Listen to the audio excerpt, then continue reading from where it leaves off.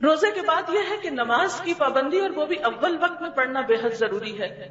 کچھ لوگ ایسے ہوتے ہیں کہ جو روزہ تو رکھ لیتے ہیں، نماز نہیں پڑھتے۔ روزہ رکھنا ان کو آسان لگتا ہے، نماز پڑھنا روزہ رکھ کے بھی مشکل لگتا ہے۔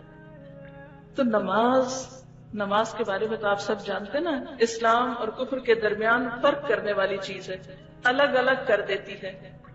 دنیا میں بھی پہچان ہے ہر مسلمان کی، اور آخرت میں جیسے سورۃ یاسین میں آپ سب نے یہ آیت پڑھ رکھی ہوگی، وَامْتَازُوا الْيَوْمَ أَيُّهَا الْمُجْرِمُونَ، اے مجرموں آج کے دن الگ ہو کر کھڑے ہو جاؤ۔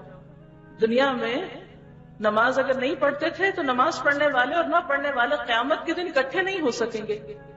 قرآن پاک ہی کے ایک اور سورت میں آتا ہے، بے نماز لوگوں سے پوچھا جائے گا، ما سلککم فی سقر، تمہیں جہنم میں کیا چیز لے گئی؟ قالوا لم نک من المصلین، وہ کہیں گے ہم نماز پڑھنے والوں میں سے نہ تھے۔ وَلَمْ نَكُ نُطْعِمُ الْمِسْكِينَ، اور ہم مسکین کو کھانا نہیں کھلاتے تھے۔ وَكُنَّا نَخُوضُ مَعَ الْخَائِضِينَ، اور ہم بحثیں کرنے والوں کے ساتھ مل کے بحثیں کرتے تھے۔